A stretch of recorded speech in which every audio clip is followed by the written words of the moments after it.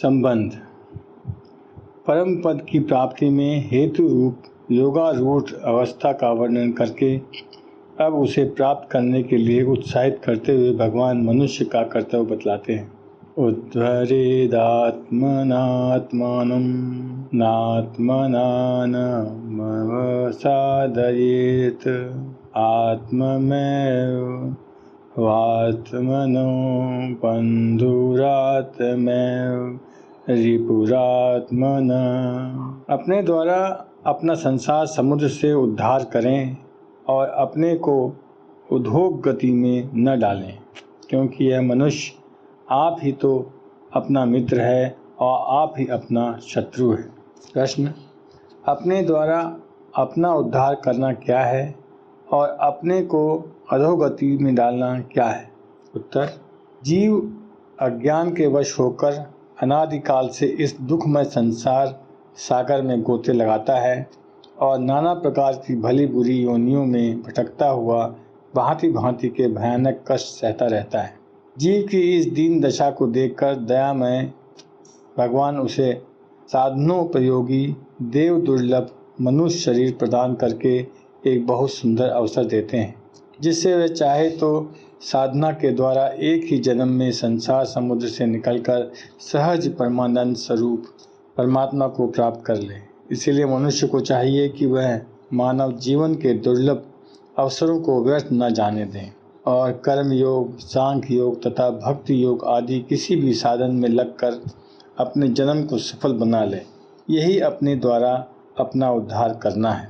इसके विपरीत राग, द्वेष, काम, क्रोध और लोभ मोह आदि दोषों में फंसकर भली भांति के दुष्कर्म करना और उनके फल स्वरूप मनुष्य शरीर के परम फल भगवत प्राप्ति से वंचित रहकर पुनः शुकर कुकर आदि योनि में जाने का कारण बनना अपने को अधोगति में ले जाना है। उपनिषद में ऐसे मनुष्यों को आत्महत्यारा कहकर उनकी दुर्गति का वर्णन किया है। इसको असुर्या नाम ते लोका अंधेन तमसात्वृतः तांस्ते प्रत्याभिगच्छन्ति ये के चात्मनहो जना।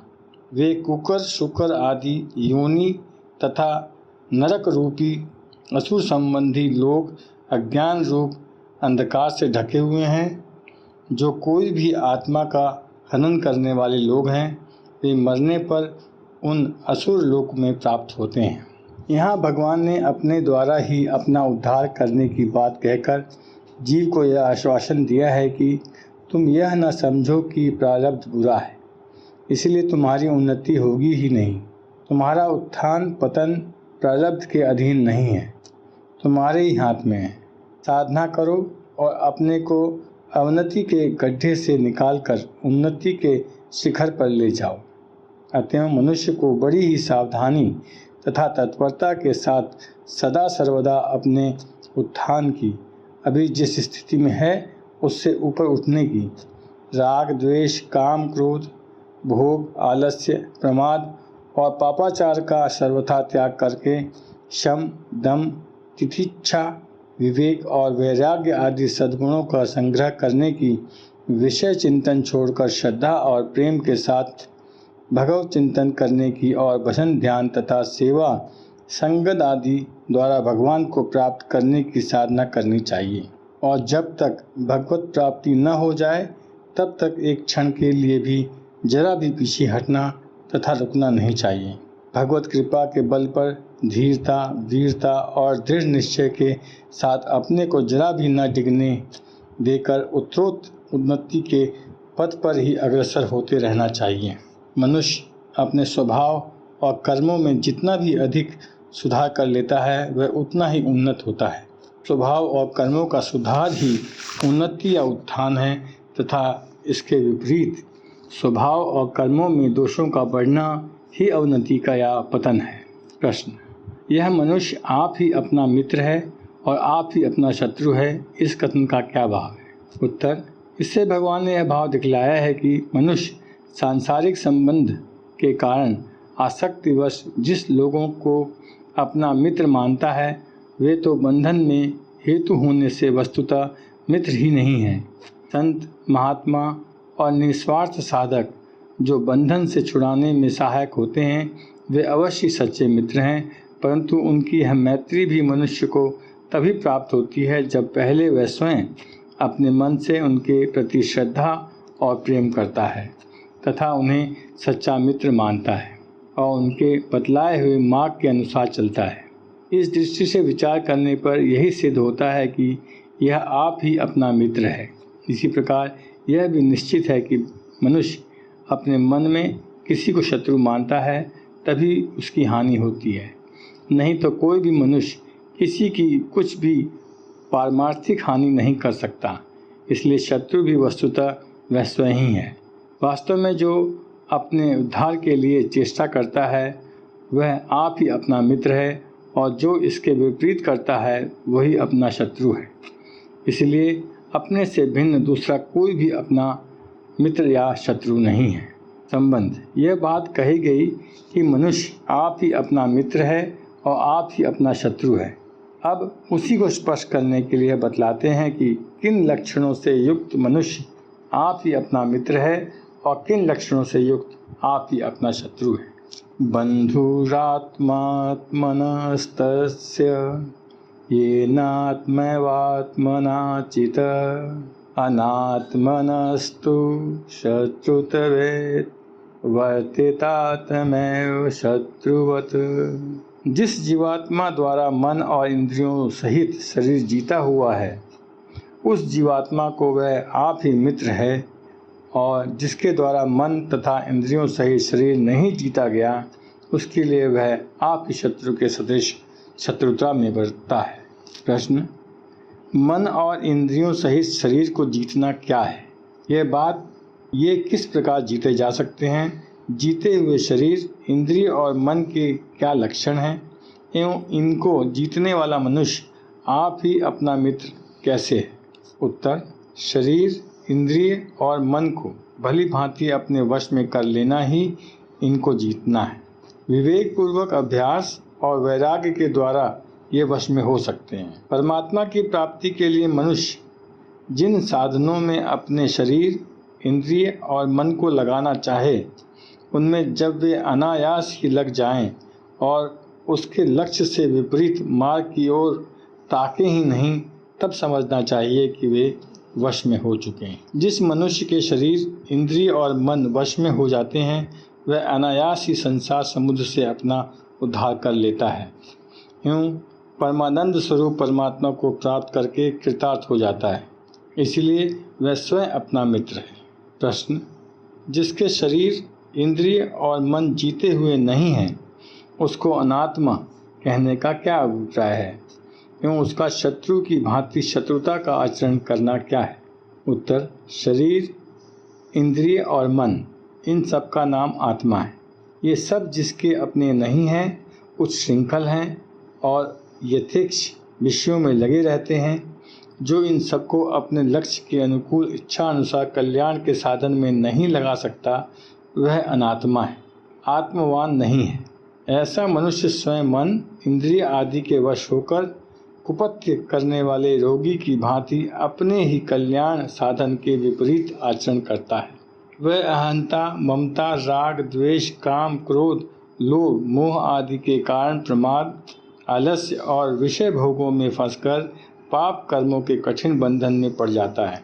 जैसे शत्रु किसी को सुख के साधन से वंचित करके दुख भोगने को बाध्य करता है, वैसे ही वह अपने शरीर, इंद्रिय और मन को कल्याण के साधन में न लगाकर भोगों में लगाता है तथा अपने आप को बार बार नरक आदि में डालकर और नाना प्रकार की योनियों में भटकाकर अनंत काल तक भीषण दुख भोगने के लिए बाध्य करता है।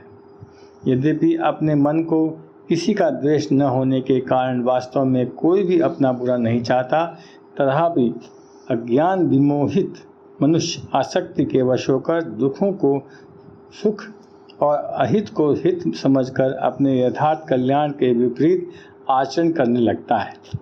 इसी बात को दिखलाने के लिए ऐसा कहा गया है कि वह शत्रु की भांति शत्रुता का आचरण करता है। संबंध: जिसने मन और इंद्रियों सहित शरीर को जीत लिया है वह आप ही अपना मित्र क्यों है? इस बात को स्पष्ट करने के लिए अब शरीर, इंद्रिय और मन रूप आत्मा को वश में करने वाला फल बतलाते हैं। जितात्मनः प्रशान्तस्य परमात्मा समाहितः शीतोष्ण सुखदुःखेषु तथा मानापमानयो। सर्दी, गर्मी और सुख दुख आदि में तथा मान और अपमान में जिसके अंतःकरण की वृत्तियां भली भांति शांत हैं, ऐसा स्वाधीन आत्मा वाले पुरुष के ज्ञान में सच्चिदानंद घन परमात्मा सम्यक प्रकार से स्थित हैं, अर्थात उसके ज्ञान में परमात्मा के सिवा अन्य कुछ है ही नहीं। प्रश्न: शीत उष्ण, सुख दुख और माना पमाने में चित्त और वृत्तियों का शांत रहना क्या है? उत्तर: यहाँ शीत उष्ण, सुख दुख और मान अपमान शब्द उपलक्षण स्वरूप से हैं। अतएव इस प्रसंग में शरीर, इंद्रिय और मन से संबंध रखने वाले सभी सांसारिक पदार्थों का, भावों का और घटनाओं का समावेश समझ लेना चाहिए। किसी भी अनुकूल या प्रतिकूल पदार्थ, भाव, व्यक्ति या घटना का संयोग या वियोग होने पर अंतःकरण में राग, द्वेष, हर्ष, शोक, इच्छा, भय, ईर्ष्या, असूया, काम, क्रोध और विक्षेप आदि किसी प्रकार का कोई विकार न हो, हर हालत में सदा ही चित्त सम और शांत रहे, इसी को शीतोष्ण, सुख दुख और माना पमाने में चित्त की वृत्तियों का भली भांति शांत रहना कहते हैं। प्रश्न: चितात्मनः पद का क्या अर्थ है और इसका प्रयोग किस लिए किया गया है?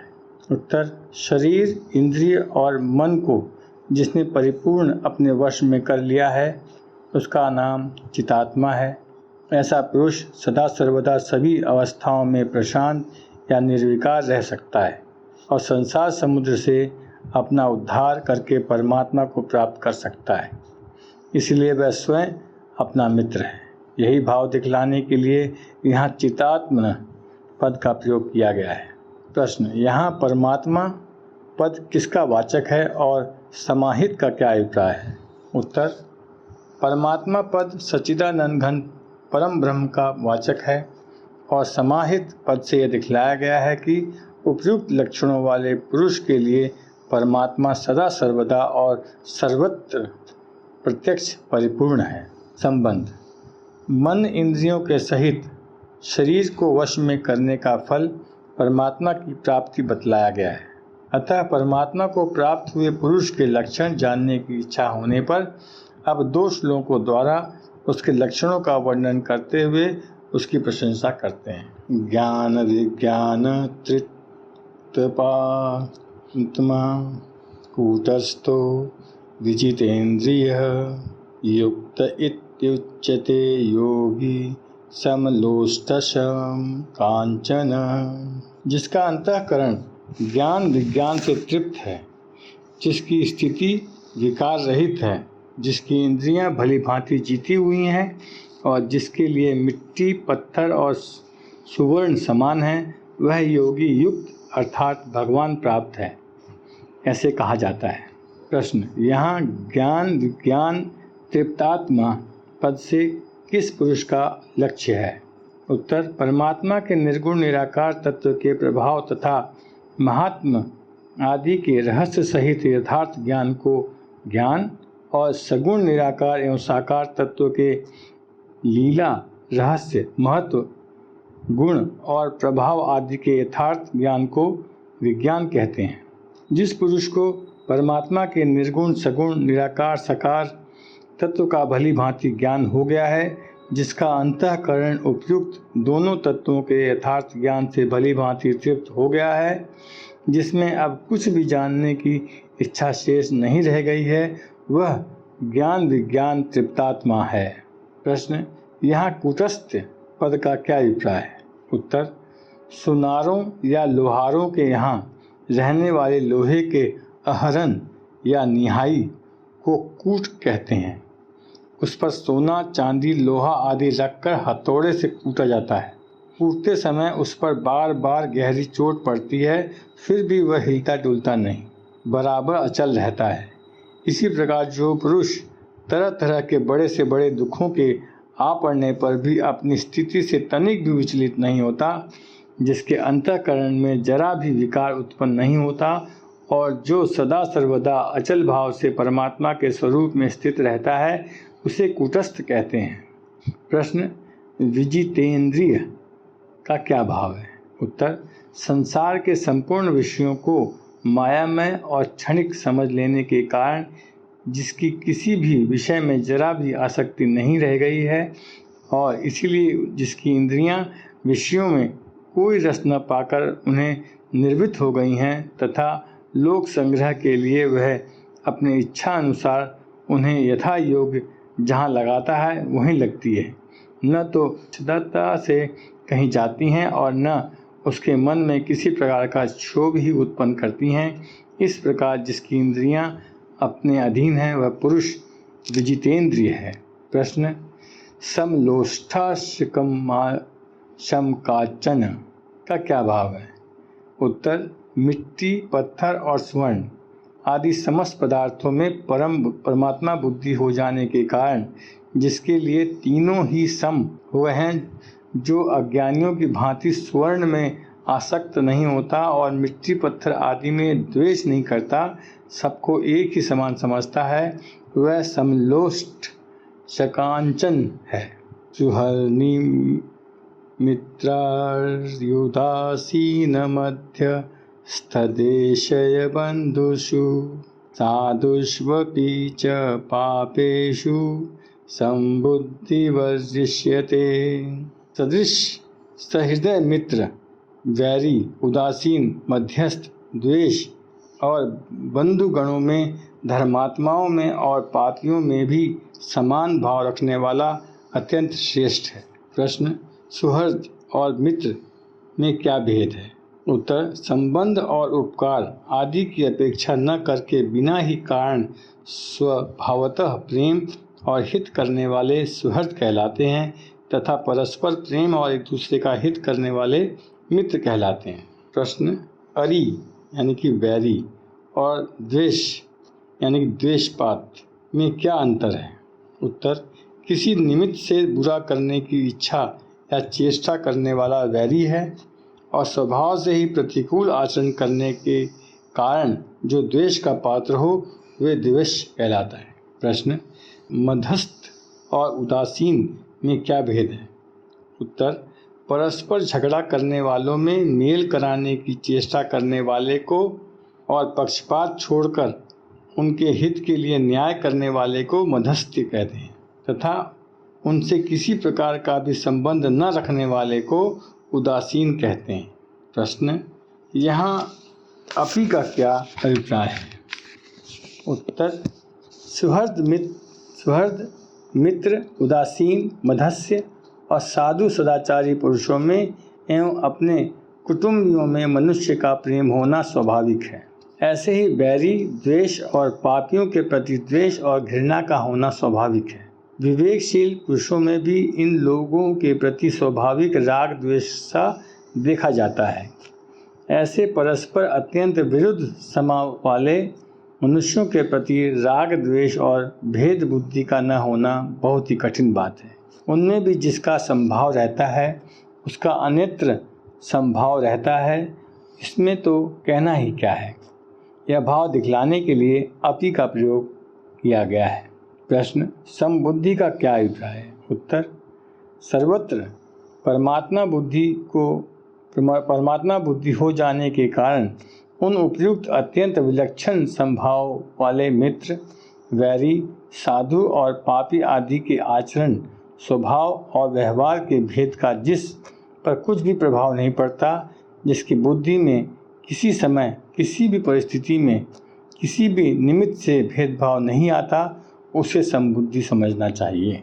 संबंध, छठे श्लोक में यह बात कही गई कि जिसने शरीर, इंद्रिय और मन रूप आत्मा को जीत लिया है वह आप ही अपना मित्र है। फिर 7वें श्लोक में उस जितात्मा पुरुष के लिए परमात्मा को प्राप्त होना तथा 8वें और 9वें श्लोक में परमात्मा को प्राप्त पुरुष के लक्षण बतलाकर उसकी प्रशंसा की गई। इस पर यह जिज्ञासा होती है कि जितात्मा पुरुष को परमात्मा की प्राप्ति के लिए क्या करना चाहिए, वह किस साधन से परमात्मा को शीघ्र प्राप्त कर सकता है। इसलिए ध्यान योग का प्रकरण आरंभ करते हैं। योगी युजित सतात्मात्मन रहसि स्थितः एकाकी यतचित्तात्मा निराशीर परिग्रह। मन और इंद्रियों सहित शरीर को वश में करने वाला आशा रहित और संग्रह रहित योगी अकेला ही एकांत स्थान में स्थित होकर आत्मा को निरंतर परमात्मा में लगावे। प्रश्न, निराशी।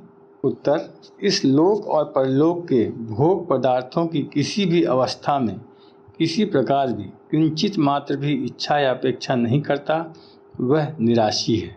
प्रश्न, अपरिग्रह का क्या अभिप्राय है। उत्तर, भोग सामग्री के संग्रह का नाम परिग्रह है। जो उससे रहित हो उसे अपरिग्रह कहते हैं। वह यदि गृहस्थ हो तो किसी भी वस्तु का ममतापूर्वक संग्रह न रखे, और यदि ब्रह्मचारी, वानप्रस्थ या सन्यासी हो तो स्वरूप से भी किसी प्रकार का शास्त्र प्रतिकूल संग्रह न करें। ऐसे पुरुष किसी भी आश्रम वाले हों अपरिग्रही ही हैं। प्रश्न, यहाँ योगी पद किसका वाचक है। उत्तर, यहाँ भगवान ध्यान योग में लगने के लिए कह रहे हैं, अतः योगी ध्यान योग के आधिकारिक वाचक है, न कि सिद्ध योगी का। प्रश्न, यहाँ एकाकी विशेषण किसके लिए दिया गया है। उत्तर, बहुत से मनुष्यों के समूह में जो ध्यान का अभ्यास अत्यंत कठिन है ही, एक भी दूसरे पुरुष का रहना बातचीत आदि के निमित्त से ध्यान में बाधक हो जाता है। अतएव अकेले रहकर ध्यान का अभ्यास करना चाहिए, इसलिए एकाकी विशेषण दिया गया है। प्रश्न, एकांत स्थान में स्थित होने के लिए कहने का क्या अभिप्राय है।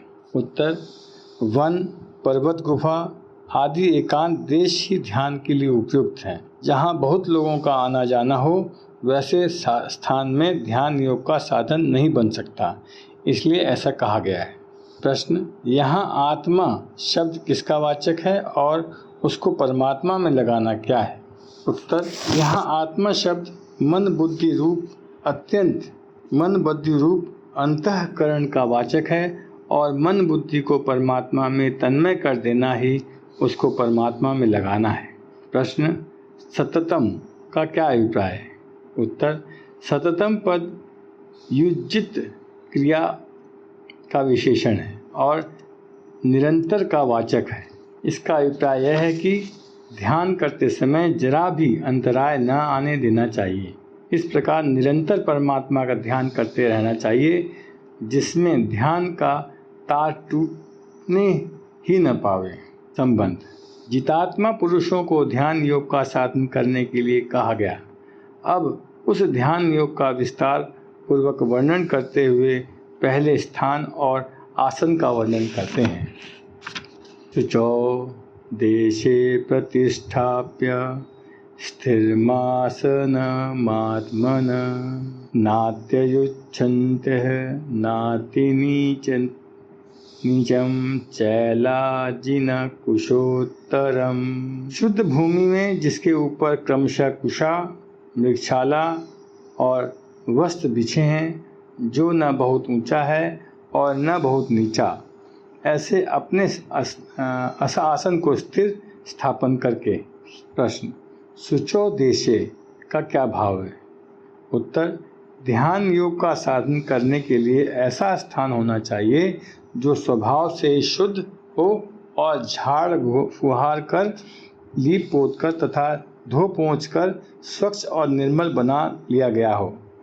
गंगा, यमुना या अन्य किसी पवित्र नदी का तीर, पर्वत की गुफा, देवालय, तीर्थ स्थान अथवा बगीचे आदि पवित्र वायुमंडल युक्त स्थानों में से जो सुगमता से प्राप्त हो सकता है और स्वच्छ, पवित्र तथा एकांत हो, ध्यान योग के लिए साधक को ऐसा ही कोई एक स्थान चुन लेना चाहिए। प्रश्न, यहाँ आसनम पद किसका वाचक है और उसके साथ नाथ निच्चम और चैलाजिन कुशोच्चतरम इस प्रकार 3 विशेषण देने का क्या अभिप्राय है?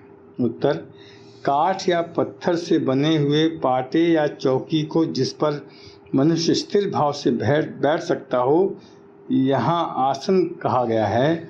वह आसन यदि बहुत ऊंचा हो तो ध्यान के समय विघ्न रूप में आलस्य या निद्रा आ जाने पर उससे गिरकर चोट लगने का डर रहता है, और यदि अत्यंत नीचा हो तो जमीन की सर्दी गर्मी से एवं चींटी आदि सूक्ष्म जीव से विघ्न होकर डर रहता है। इसलिए नात्यचितम और नातिचितम नीचम विशेषण देकर यह बात कही गई है कि वह आसन न बहुत ऊंचा होना चाहिए और न बहुत नीचा ही।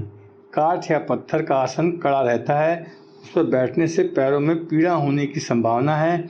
इसीलिए चैलाजिन कुशोत्तरम विशेषण देकर यह बात समझाई गई है कि उस पर पहले कुशा, फिर मृगचर्म और उस पर कपड़ा बिछाकर उसे कोमल बना लेना चाहिए। मृगचर्म अपनी मौत से मरे हुए मृग का होना चाहिए, जानबूझकर मारे हुए मृग का नहीं। हिंसा से प्राप्त चर्म साधन में सहायक नहीं हो सकता। मृगचर्म के नीचे कुशा रहने से वह शीघ्र खराब नहीं होगा और ऊपर कपड़ा रहने से उसमें रोम शरीर में नहीं लगेंगे। इसीलिए इस तीनों के बिछोने का विधान किया गया है। प्रश्न, आत्मनः का क्या अभिप्राय है? उत्तर, उपयुक्त आसन अपना ही होना चाहिए।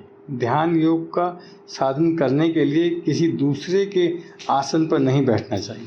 प्रश्न, स्थिर प्रतिष्ठाप्य का क्या अभिप्राय है? उत्तर, काठ या पत्थर के बने हुए उपयुक्त आसन को पृथ्वी पर भली भांति जमाकर टिका देना चाहिए, जिससे वह हिली डुले न पावे।